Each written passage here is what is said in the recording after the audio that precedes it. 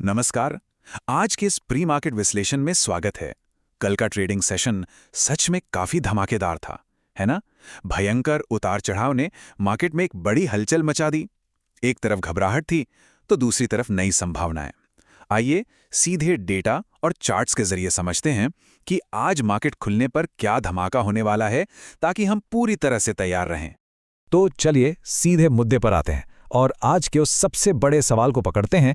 कल जो निचले स्तरों से जबरदस्त रिकवरी आई, क्या वो सच में एक टिकाऊ शॉर्ट कवरिंग का धमाका है, या फिर क्या ये सिर्फ एक डेड कैट बाउंस है, यानी एक ऐसा उछाल जहां रिटेल ट्रेडर्स को बस फंसाने की तैयारी चल रही हो? यही तो वो सबसे बड़ा रहस्य है जिसे आज का डेटा हमारे लिए सुलझाएगा। सबसे पहले बात करते हैं कल के उस माहौल की, कल की घबराहट और उसके बाद आई अचानक रिकवरी। अब यहाँ जो सबसे ज्यादा दिलचस्प बात निकल कर आती है वो ये है कि कल सुबह का माहौल पूरी तरह से डर से भरा था।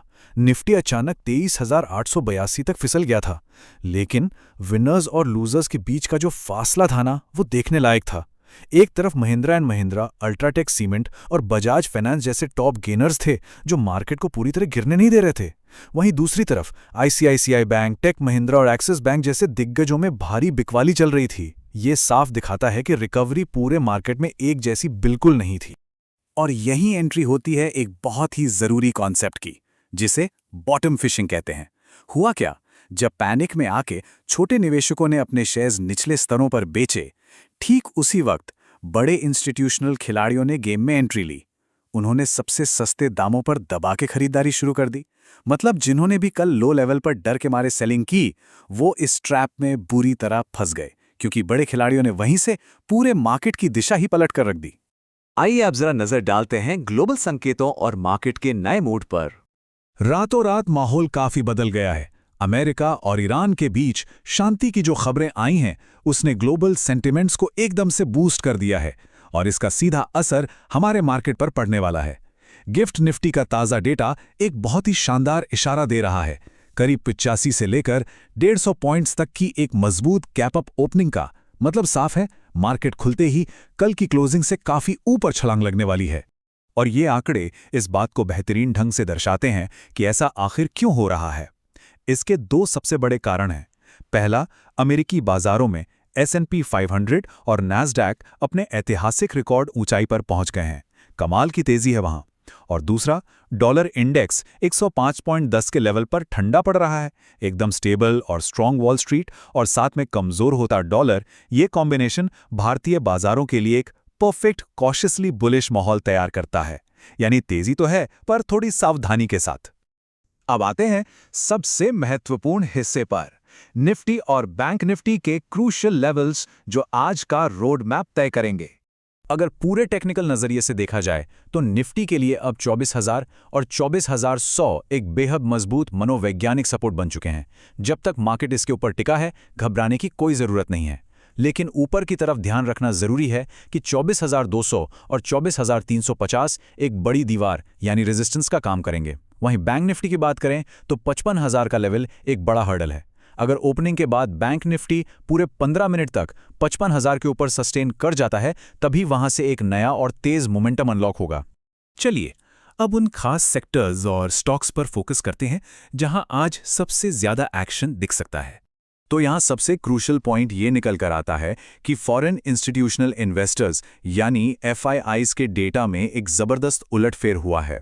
पिछले कुछ दिनों से जो लगातार बिकवाली चल रही थी, वो अचानक से 2,835 करोड़ रुपए की नेट खरीदारी में बदल गई है। सोचिए, FIIs का इस तरह से वापस बायर बनना मार्केट के भरोसे और मजबूती के लिए एक बहुत ही पावरफुल और पॉजिटिव सिग्नल है।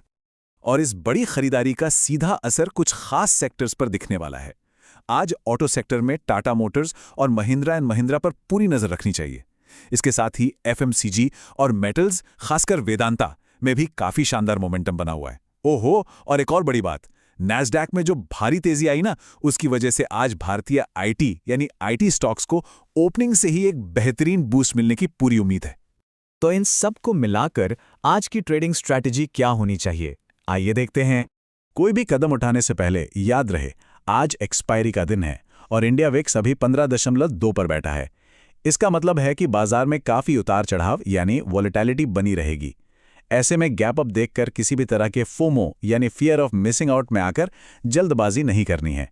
लेकिन अगर ऑप्शंस डेटा को थोड़ा गहराई से देखें तो पुट कॉल रेशियो पीसीआर अभी 0.85 पर है।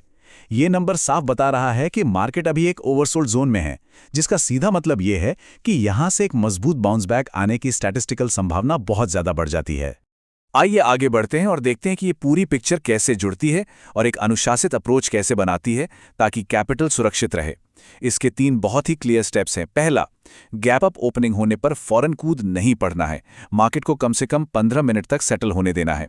दूसरा, 24,150 के लेवल को पार करने के बाद ही किसी नई कॉल बाइंग के बारे में सोचना है।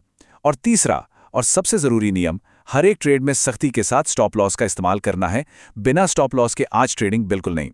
हालांकि ये विश्लेषण तब तक मुकम्मल नहीं होगा जब तक आने वाले खतरों पर निष्पक्ष रूप से बात न कर ली जाए।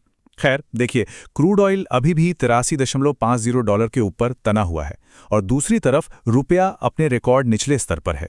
ये दोनों ही ऐसी मैक्रो इकोनॉमिक चुनौतियां हैं जो अचानक से किसी भी बड़ी और लंबी रैली पर जोर से ब्रेक लगा सकती हैं। इन्हें इग्नोर बिल्कुल नहीं किया जा सकता। तो आखिर में ये पूरा विश्लेषण इस एक सबसे बड़े और अहम सवाल पर आकर टिक जाता है, क्या आज निफ्टी अपने 24,300 के उस कठिन रेजिस्टेंस को पार करके एक नई ऊंचाई को छुपाएगा, या फिर ये महंगा होता क्रूड ऑयल और कमजोर रुपया मिलकर इस उम्मीद भरी तेजी पर ब्रेक लगा देंगे? जैसे ही आज की ओपनिंग बेल बजेगी, इस पूरे डायनामिक पर नजरें बिल्कुल टिकी रहेंगी। आज के इस बेहतरीन विश्लेषण में शामिल होने के लिए शुक्रिया।